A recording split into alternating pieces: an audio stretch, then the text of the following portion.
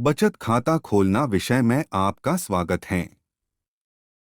माया और रिया दो सहेलियां हैं। वे बैंक खाता खोलना चाहती हैं और बैंक जाकर मैनेजर से मिलने का फैसला करती हैं। नमस्ते नवीन जी। नमस्ते माया और रिया जी, मैं आपकी क्या मदद कर सकता हूँ? हमें बैंक खाता खोलना है। क्या आप हमारी मदद कर सकते हैं? हमें इसके बारे में कोई जानकारी नहीं है। कोई बात नहीं, मैं आप दोनों को समझाता हूँ। इस विषय के अंत तक आप निम्न में सक्षम होंगे। बचत खाता खोलने के लिए आवश्यकताओं की सूची बनाने में, बचत खाता खोलने की प्रक्रिया का प्रदर्शन करने में।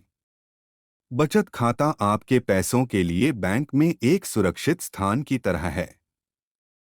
आप इसमें कभी भी पैसा डाल सकते हैं और निकाल सकते हैं।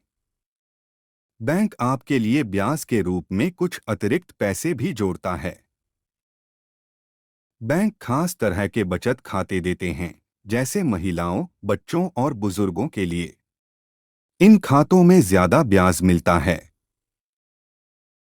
इन खातों से आप आसानी से एटीएम से पैसे निकाल सकते हैं, जिससे जरूरत के हिसाब से पैसा निकालने में आसानी होती है और अलग-अलग तरह की जरूरतें पूरी होती हैं।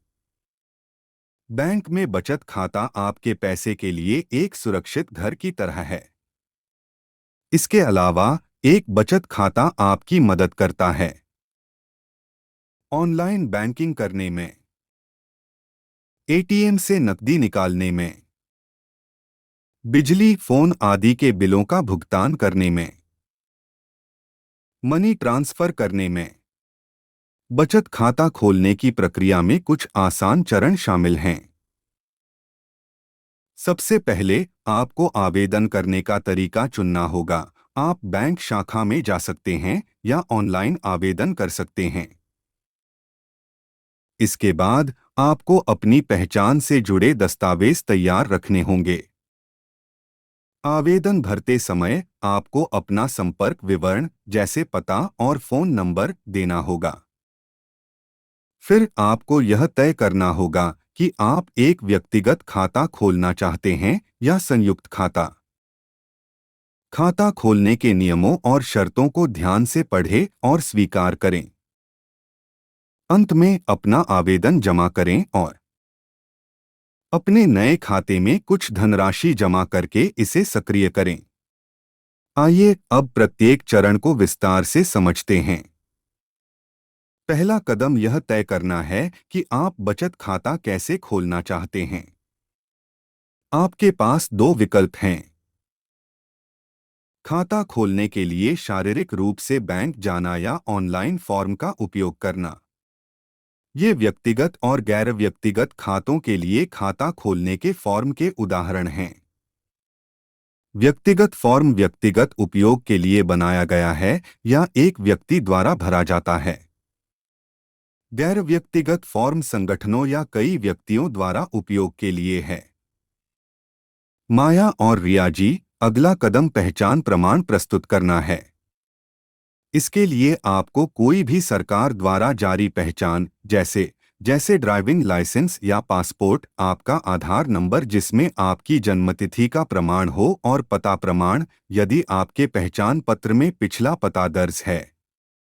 आपको अपनी हाल की तस्वीरें भी देनी होंगी।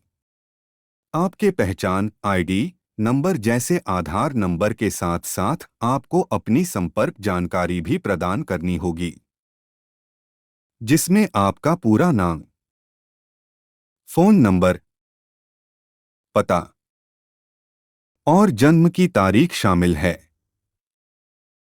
आप अपना ईमेल पता भी जोड़ सकते हैं। चौथा कदम यह है कि आप यह निश्चित करें कि आपको अकेला खाता जिसे एकल खाता चाहिए या किसी के साथ साझा खाता जिसे संयुक्त खाता कहते हैं।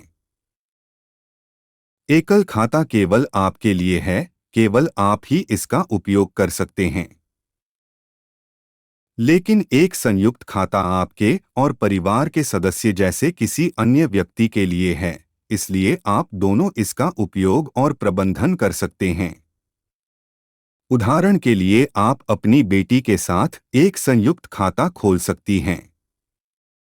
इसके बाद आपको बैंक में खाता खोलने के नियमों और शर्तों को ध्यान से पढ़ना और स्वीकार करना होगा। यह वह जगह है जहां बैंक आपसे यह पुष्टि करने के लिए कहता है कि आपने फीस, देनदारियों और खाते के ब्याज की गणना कैसे की जाती है, इसका वर्णन करने वाले प्रकटीकरण दस्तावेज को पढ़ा है। आदर्श रूप से आपको ऐसा खाता प्रकार चुनना चाहिए जो उच्च दर अर्जित करता हो और जिसमें मासिक सेवा शुल्क न हो या कम हो। यह आपके लिए दोबारा जांच करने का मौका है।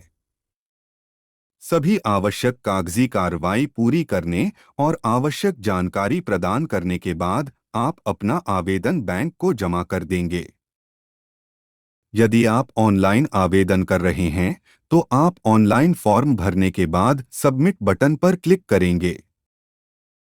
यदि आप बैंक शाखा में हैं तो वहां का कर्मचारी आपको जमा करने की प्रक्रिया में मार्गदर्शन करेगा।